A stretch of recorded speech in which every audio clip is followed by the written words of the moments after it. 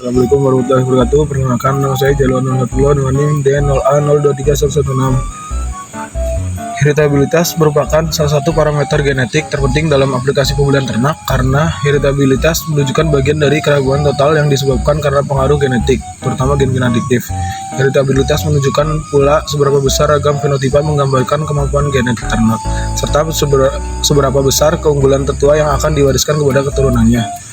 Nilai heritabilitas bukan merupakan konstanta sehingga nilainya bersifat relatif atau tidak absolut.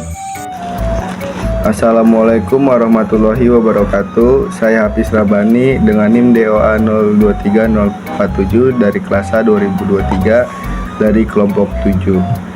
Arti luas heritabilitas yaitu heritabilitas dalam arti luas digambarkan dengan pangkat H kuadrat. H besar kuadrat menunjukkan bagian dari ragam total suatu sifat yang disebabkan oleh pengaruh genetik secara keseluruhan. Arti sempit heritabilitas yaitu H kuadrat H kecil kuadrat menunjukkan bagian dari ragam total suatu sifat yang disebabkan oleh pengaruh genetik aditif. Perkenalkan, nama saya Ilham Wijayono, saya dari kelompok 7H dengan NIM D0A023108. Metode penaksiran dari heritabilitas dapat ditafsir dengan beberapa metode. Yang paling banyak digunakan adalah metode korelasi saudara sendiri sebapak atau paternal correlation Hausik.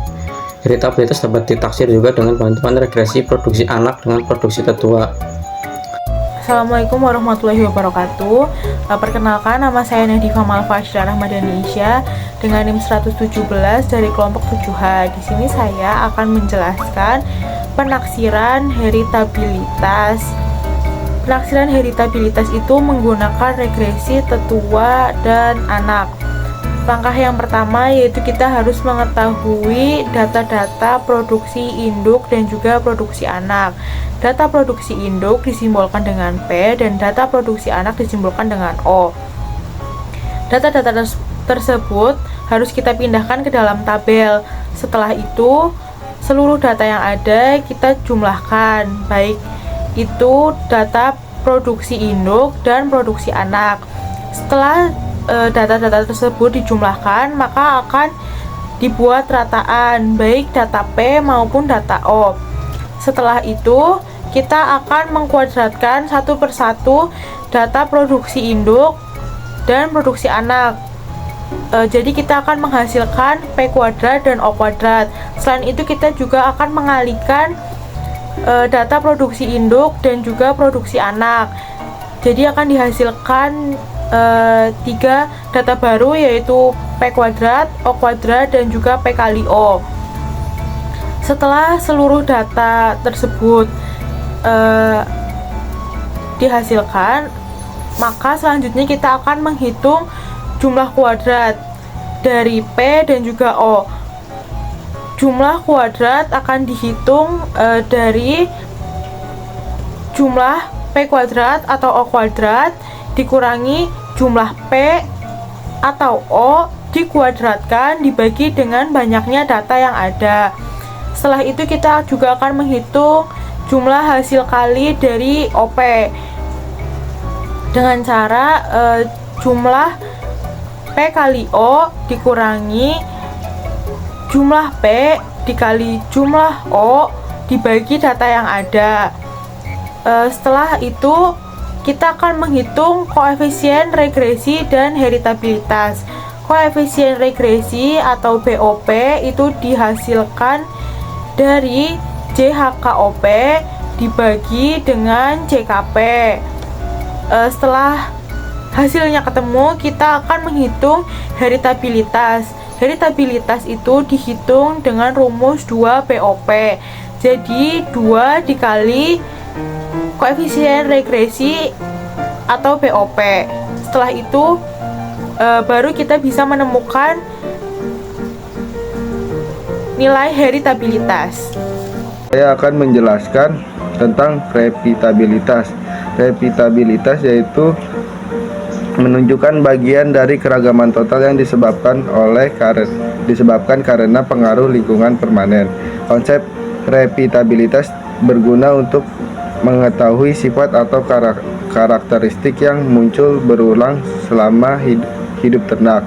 Repitabilitas meliputi seluruh pengaruh genetik ditambah pengaruh lingkungan permanen. Pengaruh lingkungan permanen adalah semua pengaruh yang bukan bersifat genetis tetapi mempengaruhi produktivitas seekor ternak selama hidupnya, misalnya penyakit dan kekurangan gizi pada awal pertumbuhan. Metode penaksiran. Metode penaksiran dibagi menjadi dua, yaitu dalam kelas dan antar kelas. Dalam kelas yaitu perbedaan produksi ada pada individu yang sama dan disebabkan karena faktor lingkungan, yaitu faktor lingkungan temporer atau sementara. Yang kedua ada antar kelas, yaitu perbedaan produksi dapat diukur pada individu yang berbeda karena adanya pengaruh terhadap individu secara tetap atau permanen. Lalu kegunaan dari repitabilitas yaitu untuk mengetahui penambahan respon dengan catatan berulang atau data recording, lalu untuk mengetahui batas atau nilai heritabilitas, dan yang terakhir untuk menduga performan yang akan datang berdasarkan catatan produksi periode yang lalu. Selanjutnya saya akan menjelaskan tentang penghitungan repitabilitas. Repitabilitas di sini yang kita hitung itu dengan data 3 produksi. Jadi yang pertama seperti heritabilitas, kita itu akan memasukkan seluruh data baik P1, P2 maupun P3 ke dalam tabel. Kemudian kita akan menjumlahkan data-data tersebut. P1 dijumlahkan keseluruhannya, P2 juga seperti itu, begitu pula juga dengan P3. Setelah itu kita akan mengkuadratkan data dari P1, P2, dan P3. Setelah seluruh data dikuadratkan, kita juga akan menjumlahkan data dari P1 kuadrat, P2 kuadrat, dan P3 kuadrat. Setelah itu kita juga akan mengalihkan P1 dengan P2, kemudian dijumlahkan, P1 dengan P3, kemudian dijumlahkan, dan P2 dengan P3, kemudian setelah itu juga dijumlahkan. Setelah seluruh data tersebut kita hasilkan atau kita temukan hitungannya, kita kemudian akan menghitung jumlah kuadrat atau JK P1, P2 maupun P3. Jadi JK itu dihasilkan dari jumlah P kuadrat dikurangi jumlah P dikuadratkan kemudian dibagi dengan jumlah data. Setelah seluruh jumlah kuadrat baik P1, P2 maupun P3 sudah ketemu, kita selanjutnya akan menghitung jumlah hasil kali dari P1, P2, P1, P3, dan P2, P3. Jumlah hasil kali ini dihasilkan dari jumlah perkalian P1, P2, P1, P3 maupun P2, P3, kemudian dikurangi dengan jumlah P1 dikali dengan jumlah P2, kemudian dibagi dengan jumlah data. Setelah jumlah hasil kali dari P1, P2, P1, P3, dan P2, P3 itu ketemu, kita akan menghitung koefisien korelasi dari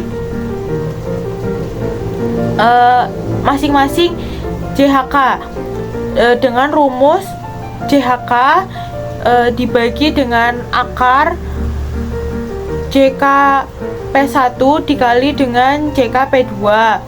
Setelah seluruh koefisien korelasi ketemu hitungannya baik P1 P2, P1 P3 maupun P2 P3, kita akan menghitung repitabilitas. Jadi repitabilitas ini dihasilkan dari koefisien P1 P2 ditambah koefisien P1 P3 ditambah koefisien P2 P3, kemudian setelah itu dibagi dengan jumlah data yaitu 3. Maka dihasilkanlah repitabilitas. Menjelaskan perbedaan heritabilitas dan repitabilitas. Jadi perbedaan yang pertama itu terletak pada fokus. Heritabilitas itu fokusnya itu perbedaan antar individu, sedangkan repitabilitas itu konsistensi pengukuran pada individu yang sama. Kemudian faktor yang diukur. Heritabilitas itu mengukur pengaruh genetik dan repitabilitas itu mengukur faktor lingkungan permanen dan juga genetik. Kemudian setelah itu ada perbedaan pada tujuan. Tujuan heritabilitas itu untuk prediksi faktor seleksi, dan repitabilitas itu untuk penilaian ketelitian, pengukuran, dan prediksi kinerja pada masa depan. Kemudian perbedaan selanjutnya itu terletak pada nilai. Heritabilitas itu nilainya 0 sampai 1. Kemudian kalau repitabilitas itu nilainya 0 sampai 1, namun nilai dari repitabilitas itu lebih dari sama dengan dari heritabilitas.